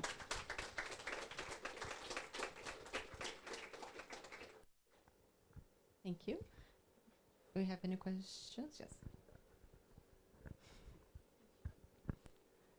Sorry if it's thank you for your talk, and sorry if it's a silly question, but you used Burnett to identify special individuals? Yes, exactly. I try to use it for individual identification. So basically, during the training, I provide, okay, this is the possibility that you can find. So there are like these 20 individual. So it's like put the labels. And so the training was based on, okay, I provide the songs that they can find, like songs and the label. I say, this is the 20 label that you can use it. And yeah, and then I see the outcome. And for the experiments, you had captive birds that you put at X meters, or how did you record like birds at the distance?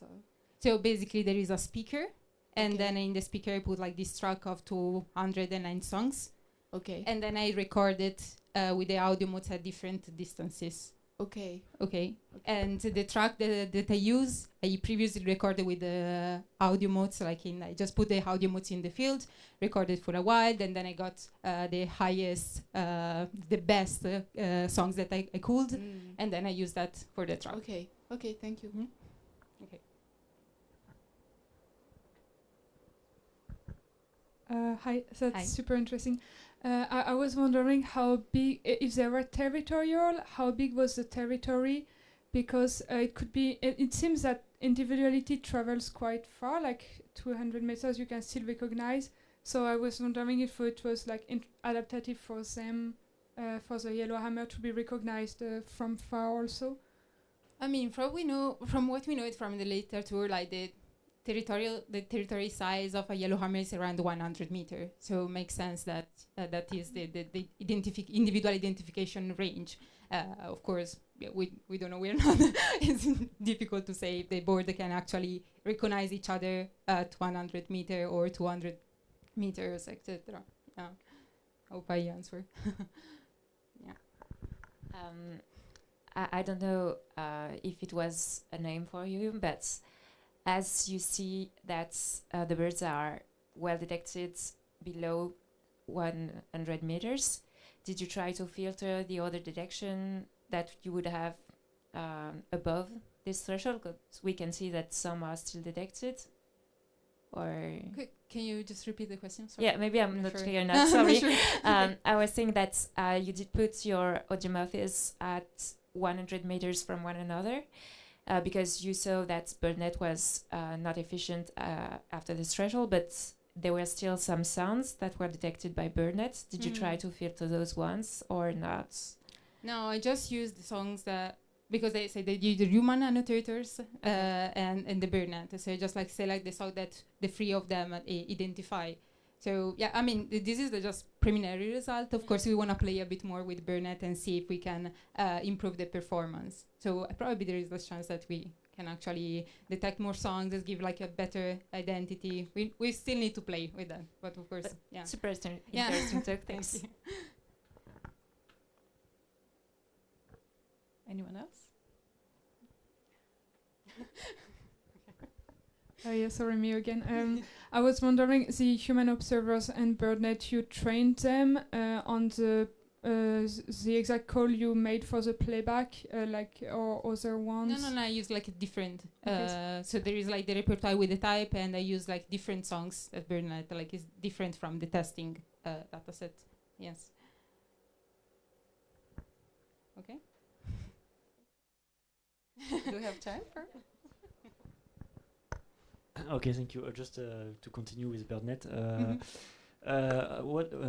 So thank you for your presentation. And what about the confidence score? Because you talk about the BirdNet detection, but did you put a threshold or something? Yeah, I was actually waiting for that answer, for that question.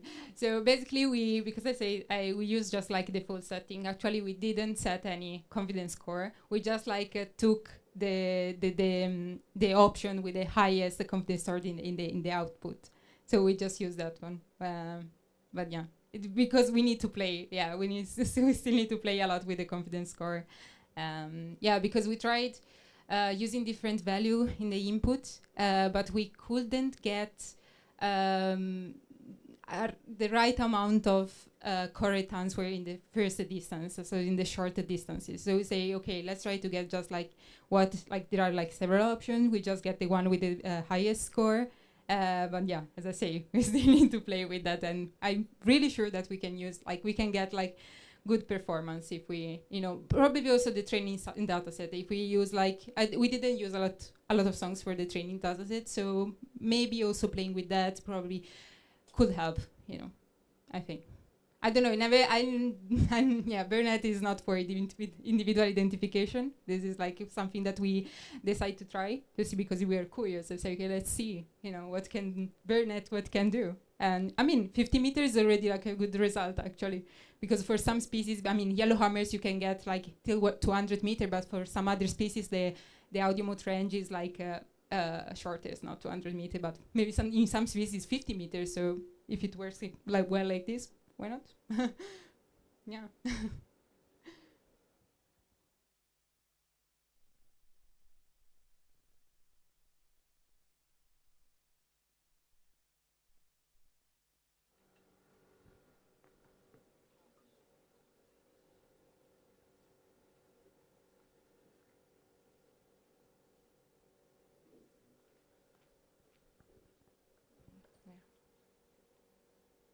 All right. Yes, good. Okay. Hello everyone, I am Ambre Salis. I am a research fellow at Imperial College in London, and I'm currently working on how sparrows calls and the meaning of their calls. And today I am not going to talk about that. I'm going to talk about an experiment I did last year on the call tit. I'm working specifically, and I've been working specifically during my PhD on a specific behavior called mobbing. So mobbing is when preys cluster around the predator and actively harass it until the predator just moves away. So it has kind of a direct benefit, which is, well, the predator is not there anymore. But it has kind of tons of different benefits actually, because the predators come less and less often in this specific area, and also parents have the opportunity to teach their youngs which predator to avoid, and also sometimes some sexual selection is included in this behavior, because some males kind of mob a bit louder when females are around, that kind of thing. It's a very, very cool behavior to explore. And this behavior is very well known with, well, for example, owls are mobbed by tons of different tiny birds, but this behavior is also well known in fish, in tons of different mammal species, and also different types of birds. So this behavior is specifically interesting for me in birds because they produce calls, and these calls, they are of course directed toward the predator. But they have like a double function, which is also to attract some conspecifics that will also then mob the predator. And even more interestingly, so for me, is the fact that it also attracts heterospecifics. And it has a huge value for the first caller, because the bigger the mob, the more efficient the mobbing is. And there has been tons of research about this heterospecific communication and kind of collaboration going on between these species. So I've been working on tits and chickadees, so the Parrots order, and what they do is that their mobbing calls seems to be almost always organized in a specific way. So they have this kind of, I don't have the sound, but I can mimic it, which is roughly that kind of thing. And so they always have this ordered call. So what is important is that what you have in the first place, the high frequency, very thin notes, I'm going to call them the F notes, and they are always followed by the broadband noisy notes, which are the D notes. And so that's for the great tits, very true for the great tits. But in fact, almost all of the parrots do the same kind of call organization when they mob. And so this has raised a lot of questions, and very recently, so I was hoping the paper will be published today, but it's not. I just sent the proof last week, so hopefully the paper will be published very soon. We just did a phylogenetical analysis of this call combination in birds and in parrots specifically, and we just showed that in fact this call combination was probably present in the common ancestors of parrots. So it was already present 11 million years ago, which I found super exciting. So yeah, the important thing here is that they organize these notes in the specific order, and they never organize it in the reversed order. They never put the G note first and then the F notes. And so there has been a series, which was roughly the goal of my PhD, a series of experiments trying to explore how do great tits respond to different types of calls. So the first playback experiment tried to explore, well, do they answer to the reverse, the D then F notes, and they don't answer to that. But if you play back a mobbing call of a species they don't know, which is the black-capped chickadee that lives in North America, they do respond to it. But if you reverse the call, they don't respond to it. And then I did a last experiment in my PhD in which we even use very, very simplified artificial notes, which are roughly F note, roughly D note, and the same thing was. If it's organized in a good way, they answer to it. If it's not organized in a good way, they don't answer to it. So that's for the great tit. And then the cool tit appears. The cool tit is one of the rare species in the Parrots order that does not organize their notes into this specific FD call. So they have some kind of F notes, some kind of D notes, but they organize it in a way that seems, well, very random to me. Maybe there is some kind of organization that we don't understand yet, but it doesn't seem very organized to me yet.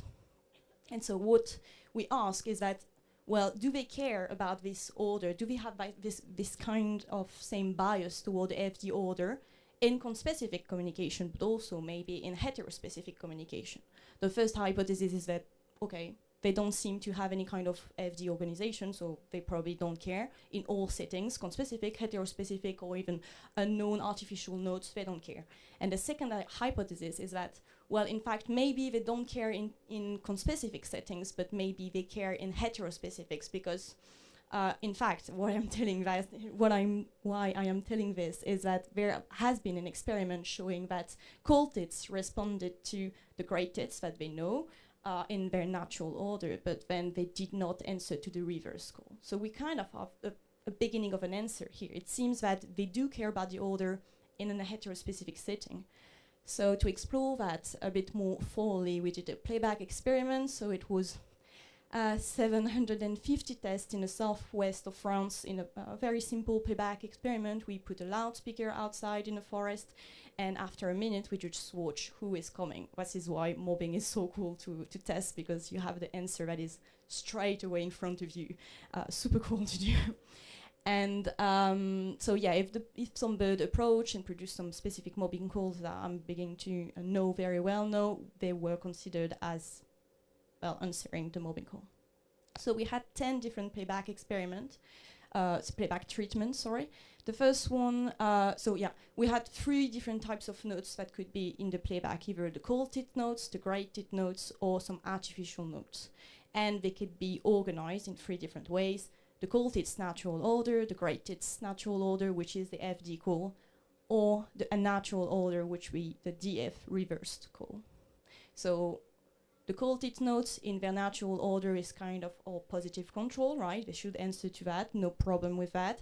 And we also expected them to answer to the great tits natural order because of previous experiment looking at that too. And then we just fill in the gaps. So we just did the cold tit notes with the great tits order, a natural order, and then the great tit notes with the cold tits order and the natural order. And then some artificial notes that are known to work very well with the great tits. So the great tits, they answer to these notes, artificial notes, very well, and they don't answer to this reverse one. And so we also wanted to explore whether they would answer to that. And the last playback treatment was just cold tits notes that are produced in like intra-pair communication, no mobbing is involved, no G notes in these sequences. But very importantly, it was all like kind of a negative control because it has the same duty cycle. So it has the same quantity of signal. So we can at least show that, well, they don't answer to anything they can hear. And this is our results. So if we look at the percentage of tests out of 75 tests for each of the 10 playback treatments that trigger a response from at least one mobbing cold tit, we have roughly half of the tests that worked very well with the cold tit notes, whatever the order. So it seems that, yeah, the order does not seem to matter very much for the cold tits. And then they did not really answer to any of the other playback, which was kind of unexpected because we were expecting a response to all the great tits natural order calls. And if we also look at the overall community response, so it's like the total number of birds that answered. So I did the same analysis with or without the cold tits, and it doesn't change anything. We have exactly the same conclusion. So there is more response to all the cold tits notes. And the order doesn't have any effect on that. So overall, the conclusion seems that, yes, well, cold tits, apparently, they don't care about the order, and I'm quite sure about it in a conspecific setting. But for the heterospecific setting, it's a bit more complicated than that because we didn't replicate the previous results on the great tits calls. So I kind of believe that the lack of response were more due to a geographical variation. So we did all test in the Pyrenees, so it's quite high in altitude, so maybe there is some kind of change in communities there that are affecting the response to heterospecific calls. And also possibly the season, because we were testing them just at the onset of the breeding season, and so possibly they just not focused on heterospecific communication at that point. There are some studies showing that, yes, they answer more to heterospecific outside the reproductive season for cooperative mobbing, so probably that affected our results, and I would love to do that again, but since it's a very long playback, field work, I'm probably not going to do it. And that's it. I just want to thank all the people that work on the paper, and especially Laura, who was my intern working with me, who was pushing the trees so that I could ride with my car. So yeah, thank you very much.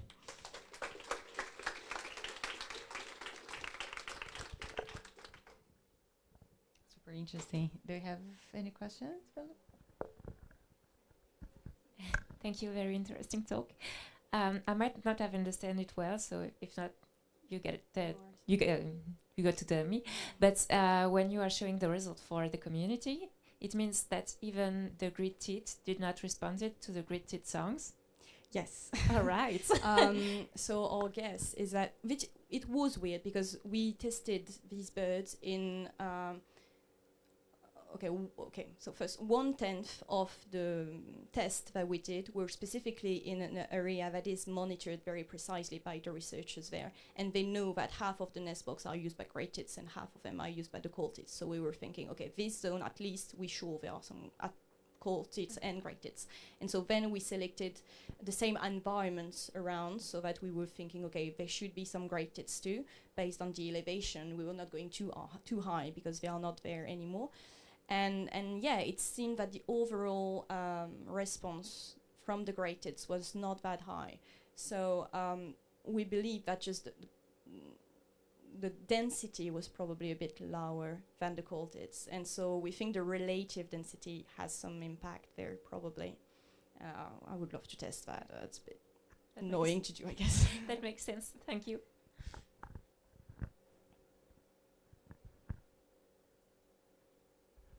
Yeah, thank you very much. I was wondering if there might be like, is there any individual information in the mob call that could maybe link, I don't know, if there is no heterospecific, for example, response, might be because it's not a neighbor.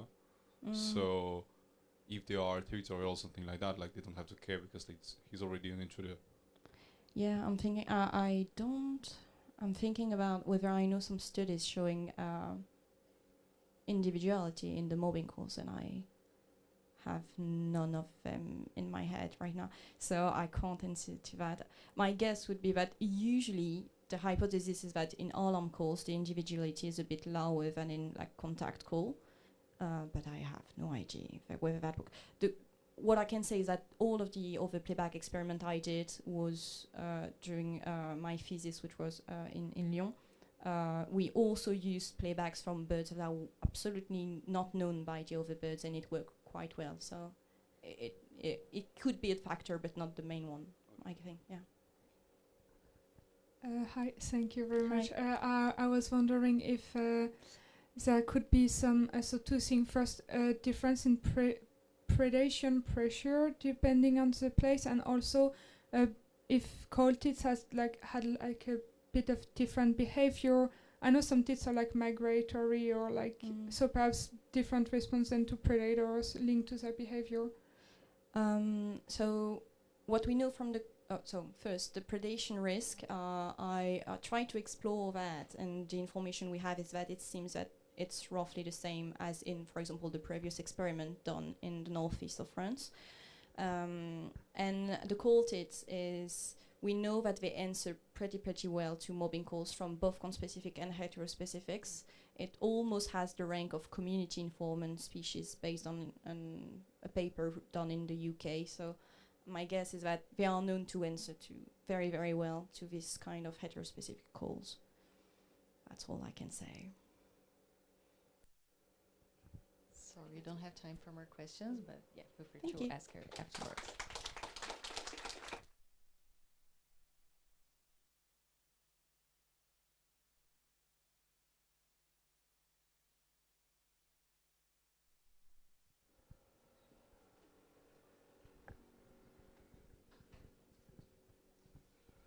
Hello everyone, I'm Antoine Valet, a PhD student in the Institute of Cognitive Science in Lyon, and today I'm gonna talk about how to use machine learning to detect if chimpanzees grunt show some context-specific acoustic variant.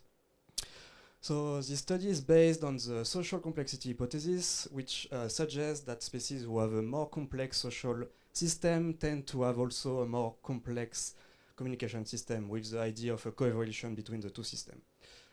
This is even more relevant for species living in close environments, such as tropical forests, for example, where limited visibility will make the vocal communication really important and essential. This is even more critical for species such as chimpanzees, who have what we call a fusion-fission dynamic society, where individuals will split and reunite really frequently during the day. One way that chimpanzees have to increase the informative content of their call is through what we call the context-specific variants, which is defined as calls which can be acoustically distinguished and are selectively produced by in specific context. And for instance, previous studies have shown that those variants exist for the who's call that can be divided into alarm who, rest who, and travel who, and playback experiments have shown that chimpanzees will react differently to each of those variants, which suggests that each variant will convey different meanings. We found similar findings for the barks and the scream. However, we do not know yet if it's the case for the grunt. So what do we know about grunts? Well, first, they are produced in many different contexts, but in two main ones. First, in feeding, so chimpanzees will produce this grunt either while feeding or before feeding, so mostly while approaching a feeding spot, or during grazing, so during submissive approach where they are approaching high-ranking individuals. And what you can see is that just from the spectrogram, we can see that there is acoustic differences. Also, grunts are quite important for chimpanzees, as more than 50% of the 50% of the vocal utterances that chimpanzees are producing through the day in the forest are grunts, and more also than 50% of the sequence that chimpanzees are able to produce contain grunts. So the more we know about grunts, the more we know about the entire system of chimpanzees. Also, those grunts are produced from the first day of life, so we can potentially study the ontogenic development of grunts to see if they are also able to produce a variant from birth. So the aim of this study was to identify if there is context-specific acoustic variant for the grunt, with the prediction that indeed grunts that are produced in feeding and grunting context will have different acoustic features, and that those differences can be captured and classified by machine learning. So to do so, me and some field assistants have collected data in a wild population in Ivory Coast, more especially in the Thai National Park, in collaboration with the Thai Chimpanzees Project, where we have collected data on 4 different groups that are habituated to humans. And to do so, we use a combination of focal and albitum sampling, meaning that we are following the same individuals through the entire day.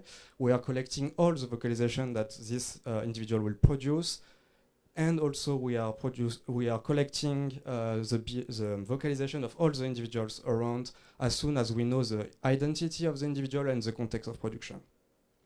So it leads us to more or less 8,600 recordings, with more of half of it containing grunts on 124 individuals going from birth to 25 years old.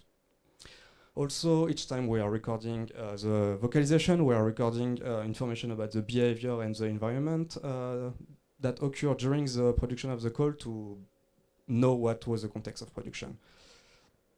So once we did the data collection, I came back to France to do some labeling using Pratt software, where I splitted each grunt element, and those elements are the base of my database that I use for the machine learning. Then we searched for machine learning that could be useful for us, and we found Animal Spot, that is an open access deep learning framework that was trained on different species and worked quite well for a really large number of species, going from bird to mammals and so on. So we use this one, and it's really good for identification of various bioacoustic signals, and it's based on a convolutional neural network. So to do really simple, it's a machine learning that is good at recognizing pattern in images, and in our case, spectrograms. So once we had our data set, we try as much as possible to balance our data set to avoid any bias. So for that, we make sure that there is no group or individuals overlapping between the different sets. We try to balance also our data set to have more or less the same number of elements for the 2 contexts, so for feeding and grunting, and also making sure that each individual will be used for the same amount of elements. So it leads us to a small data set at the end of only 900 grunts, but as we want just to answer a biological question and not to have a machine learning that is the most accurate possible, it was fine enough.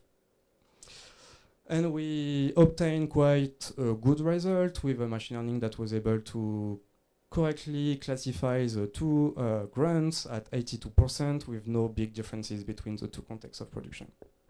So we were happy with that, but to go a bit deeper, we used clustering analysis with embeddings, with the idea that grunts that are similar in terms of acoustic should have similar embedding, and then they should be close to each other in a dimensional space.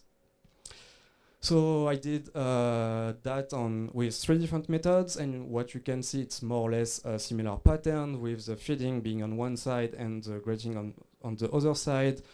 We do not have 2 distinct clusters, which makes sense because chimpanzees are using what we call a graduated vocal system, so they can produce a oo, for example, and slowly go to a grunt without any cut between the two vocalization.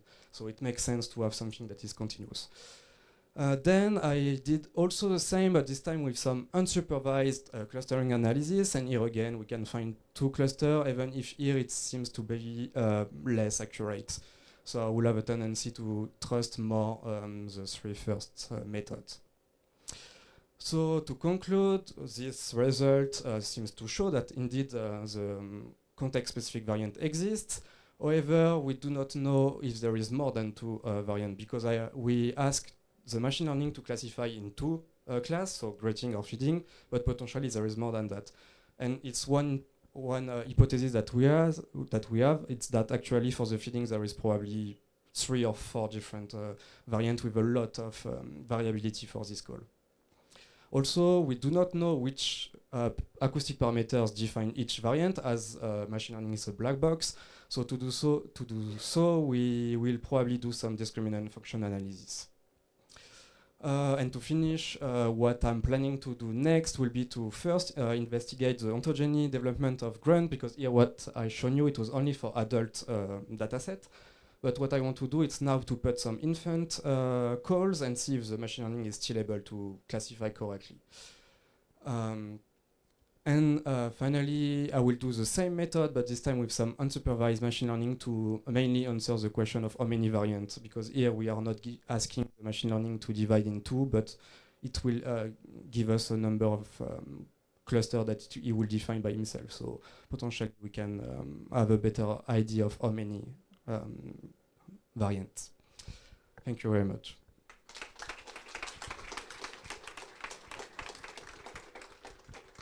Thank you. Do you have? Thank you for your talk.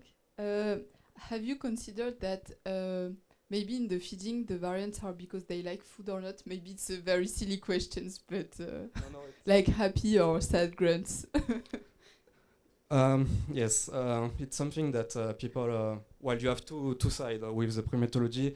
The fact that the vocalization are only linked to emotion, and others who think you have some voluntary control on it. And the thing with the feeding grunt, it's less likely to be only emotion, because sure, they will produce it while feeding, but they are doing it also before seeing even the food. They will hear someone doing a food grunt, and they will do food grunt. And also the thing that is the most interesting, it's if dominant is approaching, they will do food grunt.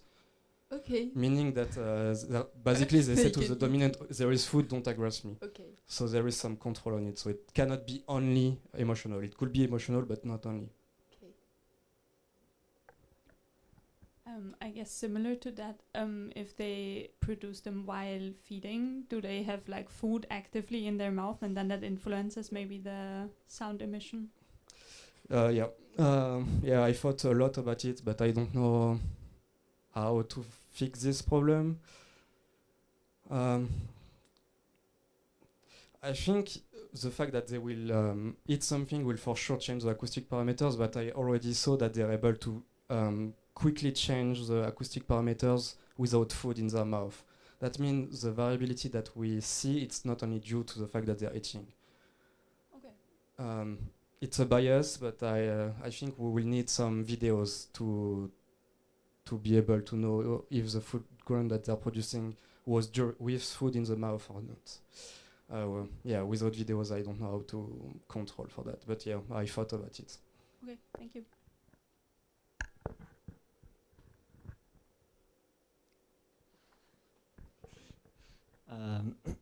Hi, thank you for presentation.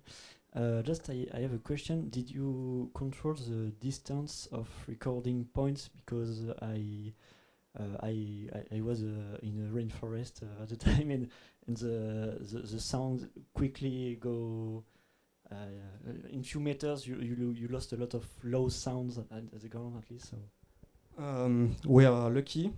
They are fully habituated, so they ignore us at all. So we can follow them. The only rule that we have is to be at 7 meters away all the time. So in general, I will always keep the same distance from them. So we should not have big differences in terms of acoustic for that.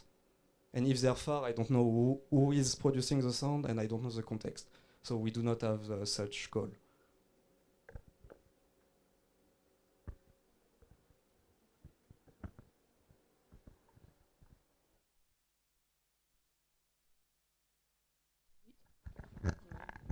Do you know if you have like the same calls like in captivity and with the same context and with the same like gradient thingy? Yes, yeah, we find the same, but something that is interesting in zoo, they're using some grunt in another context, in an attention-getting context, something that is specific to the captivity.